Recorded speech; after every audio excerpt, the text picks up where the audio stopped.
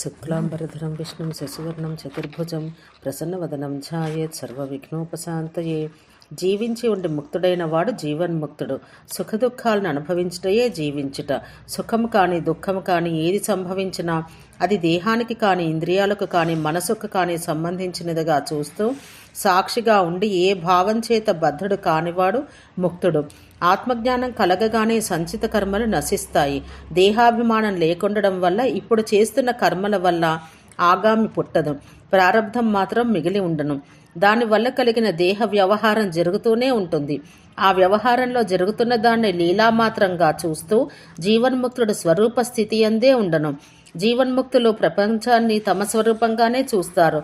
అందువల్ల వారు కోరదగింది పొందవలసింది ఏదీ ఉండదు. ప్రారంధాన్ని అనుసరించి వారికి వ్యవహారం జరుగుతుంది.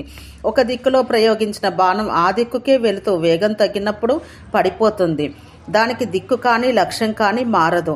అలాగే ప్రారంధ వేగం చేత జరుగుతున్న దేహ వ్యవహారం జ్ఞానం కలుగుటకు పూర్వం ఎలా ఉంటుందో తర్వాత కూడా అలాగే ఉంటుంది.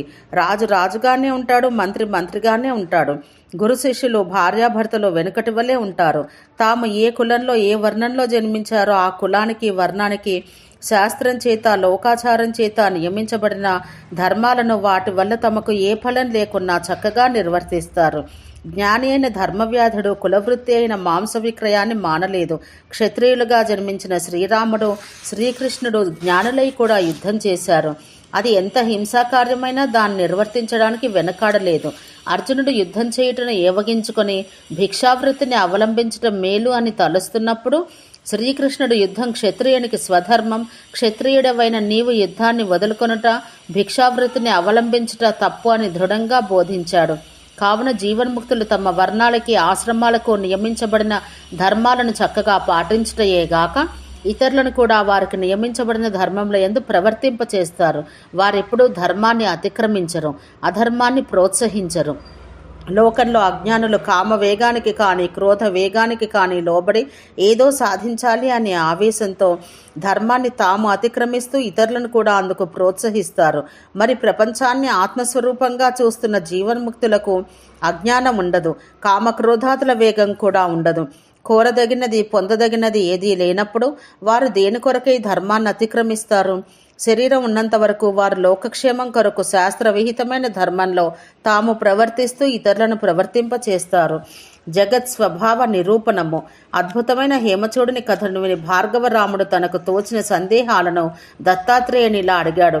భగవానుడా, నీవు చెప్పిన ఈ జ్ఞానం మహాద్భుతంగా ఉంది. కానీ ఇది అనుభవానికి విరుద్ధంగా అసాధ్యంగా నాకు తోస్తోంది. దృశ్యంగా కనిపిస్తున్న ఈ జగత్తంతా దృక్కు మాత్రమే ఎలా అవుతుంది?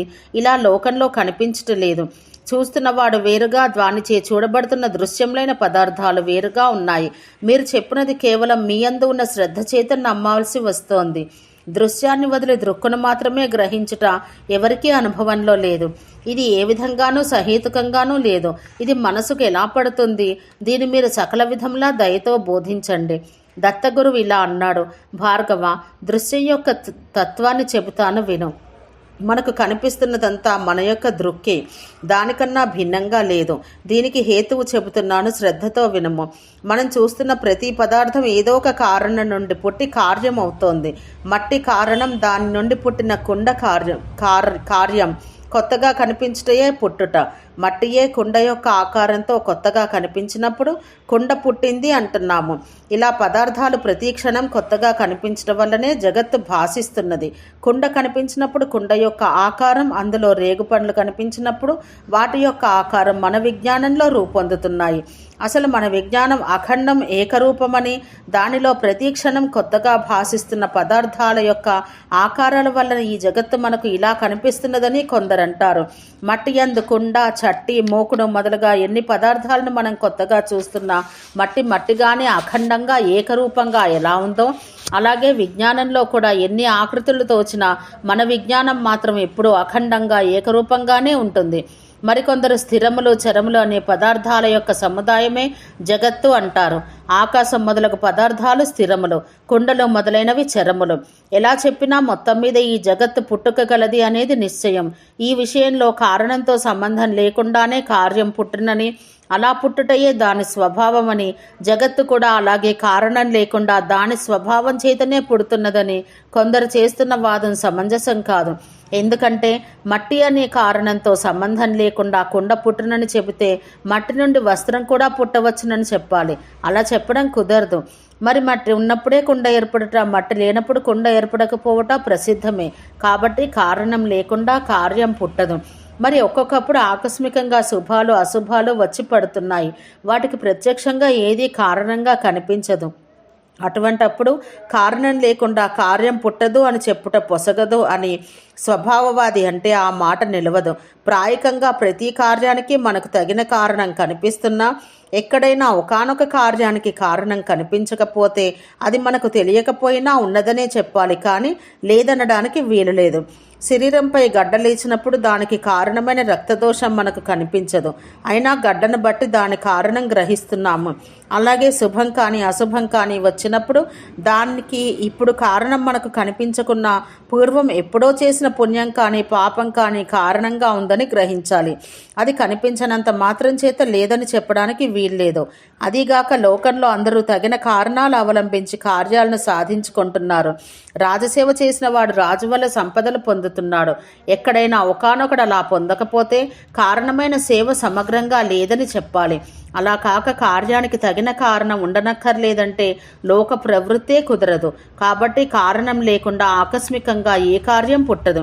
జగత్తులో ప్రతిదీ సకారణంగా పుట్టునే కానీ నిష్కారణంగా పుట్టదు. అందువల్ల స్వభావవాదం అసమంజసం. కొందరు జగత్తు అనే కార్యం పరమాణువుల వల్ల పుట్టినని ఇలా చెబుతున్నారు. అత్యంత సూక్ష్మములు అగోచరములైన పరమాణువులు సృష్టికి పూర్వమే శక్తివంతంలై స్థిరంలై ఉండను. సృష్టి యొక్క ఆరంభంలో పరిపక్వమై ఉన్న జీవుల కర్మ యొక్క సహకారంతో ఈశ్వరుని ఇచ్ఛ వల్ల ఆ పరమాణువుల యందు క్రియ ఆరంభమవుతుంది. ఆ క్రియ వల్ల రెండేసి పరమాణువులు ఒక్కొక్క జంటగా సంయుక్తములగును. ఆద్వ్యనుకములలో మరల ఈశ్వరుని ఇచ్ఛ వల్లనే క్రియ ఆరంభమగును. అప్పుడు మూడేసి దృన్వుకములు సంయుక్తములై త్రసరేణువులు రూపొందును. కిటికీలో నుండి ప్రసరించు సూర్యకిరణాల యందు గోచరించు సూక్ష్మ కణాలను త్రసరేణువులు అంటారు. అటువంటి త్రసరేణువుల సంయోగం వల్ల క్రమంగా నీరు, నిప్పు మొదలైన కార్యాలు పుడుతున్నాయి. కారణములైన పరమాణువుల కన్నా కార్యములైన పదార్థములు భిన్నములు. నశించిన తర్వాత పదార్థములు కుందేటి కొమ్మల వలె అత్యంత అసత్తులగును. ఈ పరమాణువాదం కూడా సమంజసం కాదు. కుండ పుట్టక ముందు మట్టి ఉంది. కుండ తాను పుట్టక పూర్వం లేదు, నశించిన తర్వాత లేదు. కావున అసత్తు దానికి కారణములైన మట్టి పరమాణువులు అసత్తు కాదు. సత్యమైన పరమాణువుల నుండి అసత్యమైన కుండ ఎలా పుడుతుంది? ఒక పదార్థం అంటే కుండ ఉండుట లేకపోవుట అనే విరుద్ధ ధర్మాలు ఎలా ఉంటాయి? తెల్లగా ఉన్న వస్తువు నల్లగా కూడా ఉండును అనుట అసంబద్ధం కదా. వెలుగు చీకటి ఒకటి కాదు. అలా విరుద్ధ ధర్మాలు ఒక పదార్థంలోనే ఉండును అంటే ఇక ఏ పదార్థం కూడా తనకు సొంతమైన ధర్మంతో ప్రత్యేకంగా ఉండునని చెప్పడానికి వీలు లేదు. కావున పరమాణువుల వల్ల వాటికన్నా భిన్నమైన కార్యం పదార్థంగా పుట్టునని చెప్పుటకు వీలు లేదు. మరియు పరమాణువుల అచేతనములు, వాటి యందు ఈశ్వరుని ఇచ్ఛ వలన క్రియ ఎలా కలుగునో లోకంలో ఎవని ఇచ్ఛామాత్రం చేతనే ఏ అచేతన పదార్థములలోనూ క్రియ పుట్టుటలేదు. అటువంటిది సంభవమే అయితే రాజు యొక్క ఇచ్ఛామాత్రం చేతనే ఆయన వద్ద ఉన్న ఆయుధాలు బయలుదేరి వెళ్ళి శత్రువులను సంహరించి తిరిగి రావాలి. కావున ఈశ్వరుని ఇచ్ఛ వలన పరమాణువుల యందు సృష్టి ఆరంభమగును అనుట యుక్తంగా లేదు. మరికొందరు ఇలా చెబుతున్నారు. సత్వరజస్తమో గుణముల యొక్క సామ్యావస్థయే ప్రకృతి. అదే ఆ గుణముల యందు కలుగునట్టి వైషమ్యం వలన జగత్తుగా పరిణమిస్తున్నది. ఈ పరిణామవాదం కూడా యుక్తం కాదు. ఎందుకంటే ప్రకృతి జడం. దాని యొక్క సామ్యావస్థ యందు వైషమ్యం కలుగుటకు హేతువు ఏంటి? అలాగే ప్రళయం సంభవించినప్పుడు ఆ వైషమ్యం పోయి సమస్థితి కలుగుటకు హేతువు ఏది? లోకంలో బండి, యంత్రం మొదలగు అచేతనములను చేతనుడు నడుపుట వీలు కాదు. కానీ అచేతనం తనంతటి తానుగా మార్పు చెందుట ఎక్కడా లేదు. కాబట్టి జడమైన ప్రకృతి జగత్తుకి కారణం అనడం కుదరదు. ఇక జగత్తుకి కారణం నిశ్చయించుటకు వేదమే ప్రమాణం కానీ ఇతరం కానేరదు. మనకు జ్ఞానం కలిగించటలో మొదటి ప్రమాణం ప్రత్యక్షం. ఇంద్రియముల వలన ఇది ఇల్లు, వీడు రాముడు మొదలు సన్నిహితములైన విషయాలను గురించి మనం పొందే జ్ఞానం ప్రత్యక్షం. ఆ జ్ఞానాలలో ఒకదాన్ని బట్టి వేరొక విషయం ఊహించి పొందే జ్ఞానం అనుమతి. పొగ ప్రత్యక్షంగా కనిపిస్తున్నప్పుడు ఆ పొగ ఉన్న ప్రదేశంలో నిప్పు ఉందని ఊహించుట అనుమితి. ఈ రెండు ప్రమాణముల జగత్తు యొక్క కారణం గ్రహించుటకు ఉపయోగించవు. జగత్తు యొక్క ఆరంభం ఎవని ఇంద్రియాలకు సన్నిహితం కాదు. అందువల్ల జగత్తు యొక్క కారణం మనకు ప్రత్యక్షం కాదు. కాబట్టి ప్రత్యక్షం మీద ఆధారపడిన అనుమాన ప్రమాణం కూడా దాన్ని గ్రహించుటకు సాధనం కానేరదు. కావున ఈశ్వర ప్రవర్తితమైన వేదమే ప్రమాణంగా మనం దాన్ని గ్రహించవలసి ఉంది. జగత్ సృష్టి యొక్క ఆరంభంలో ఈశ్వరుడు ఉన్నాడు అనుటకు ఏమిటి ప్రమాణం? లోకంలో ప్రతి కార్యం చేతనుడైన కర్త వల్లనే ఏర్పడుతున్నది. అలాగే జగత్తు కూడా చేతనుడైన కర్త వల్లనే ఏర్పడుతున్నదని గ్రహించవచ్చు. జగత్తు సామాన్య కార్యం కాదు, అది అచింత్యం. అటువంటి జగత్తుకు కర్త అయిన ఈశ్వరుడు అచింత్యమైన శక్తి గలవాడే అగును. ఆయన యొక్క వాక్కులే వేదములు. వాటి వల్లనే మనం తత్వం తెలుసుకోవాలి. ఆయన సర్వశక్తిమంతుడు, సర్వజ్ఞుడు అగుటచే వేదములు సకల శాస్త్రాలలో శ్రేష్టాలు. అవి ఏ ఇతర ప్రమాణముల చేత కుంటుపడవు. అటువంటి వేదముల యందు సృష్టికి పూర్వం మహేశ్వరుడు ఒక్కడే ఉన్నాడని, ఆయన తన స్వాతంత్ర్యం యొక్క మహిమ వల్ల పదార్థంతో పని లేకుండా తన స్వరూపమందే విలాసంగా జగత్తు అనే చిత్రాన్ని భాషింపచేశాడని చెప్పబడి ఉంది. ఓం శాంతి శాంతి శాంతి.